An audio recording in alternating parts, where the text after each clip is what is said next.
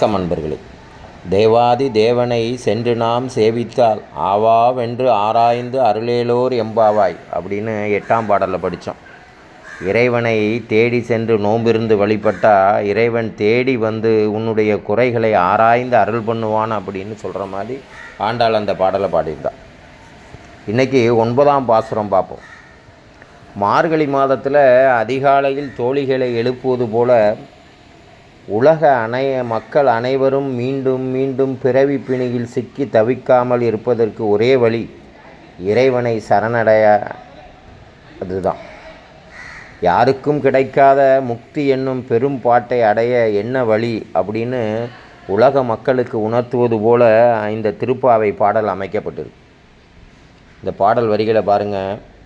தூமணி மாடத்து சுற்றும் விளக்கெரிய தூபம் கமல துயிலனை மேல் கண்வளரும் மாமான் மகளே மணிக்கதவம் தாழ்திரவாய் மாமீர் அவளை எழுப்பீரோ உன்மகள்தான் ஊமையோ அன்றி செவிடோ அனந்தலோ ஏம பெருந்துயில் மந்திரப்பட்டாலோ மாமாயன் மாதவன் வைகுந்தன் என்றென்றும் நாமம் பலவும் நவின்றேலோர் என்பாவாய்.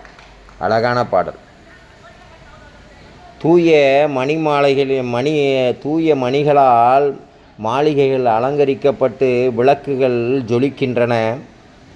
அங்கு அழகிய மனம் வீசக்கூடிய பஞ்சுமெத்தையிலே உறங்குகின்ற செல்வப் பெருமானின் மகளே, உன் வீட்டில் சீக்கிரம் கதவை திற அப்படின்னு சொல்வது போல் தூமணி மாடத்து சுற்றும் விளக்கரிய தூபம் கமல துயிலனை மேல் கண்வளரும் மாமான் மகளே மணிக்கதவம் தாழ்திரவாய் அப்படின்னு சொல்வது போல் இந்த வரிகள் இருக்குது.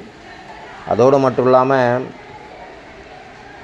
அவளை எழுப்புவதற்காக அவங்களுடைய தாயிடம் சொல்கிறோம். பணம் படைத்த செல்வனின் மனைவியே, உன் மகளை சீக்கிரம் எழுப்பிவிடு. நாங்கள் இவ்வளவு நேரம் இறைவனை பாடிக்கொண்டிருக்கிறோமே, அவள் எதுவும் சொல்லவில்லையே. மாமீர் அவளை எழுப்பீரோ உன்மகள்தான் ஊமையோ அன்றி செவிடோ அனந்தலோ. அவள் என்ன ஊமையா? இல்லை, காதுதான் அவளுக்கு கேட்கவில்லையா? ஏம பெருந்துயில் மந்திரப்பட்டாலோ, இல்லை மந்திரத்தால் மயங்கிதான் கிடக்கிறாளா?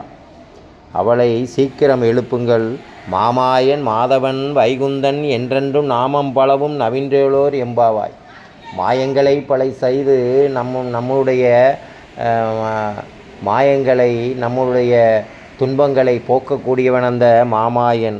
அவனுடைய புகழை பாடுவதற்காக நாம் சீக்கிரம் செல்ல வேண்டும், சீக்கிரம் அனுப்பி வையுங்கள் அப்படின்னு சொல்கிற மாதிரி இந்த பாடல் அமைக்கப்பட்டுள்ளது.